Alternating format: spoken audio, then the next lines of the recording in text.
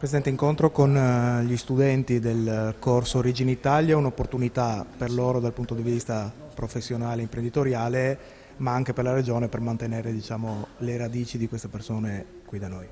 Beh, indubbiamente è un corso importante che ha avuto anche un riconoscimento dal Ministero dello Sviluppo Economico, anche grazie all'aiuto fornito dalla Regione, ma soprattutto è l'occasione per questi ragazzi per tornare nei paesi di origine delle loro famiglie, anche laddove è possibile, non soltanto prepararsi, aggiornarsi e formarsi nel management appunto delle aziende, ma anche l'opportunità di poter intraprendere delle relazioni con alcune aziende italiane che chissà magari possono anche dare dei risultati positivi per il futuro, però è un'occasione davvero importante per loro, per la loro storia, ma anche per il loro futuro. Ed è la rappresentazione di questo palazzo storico. Grazie.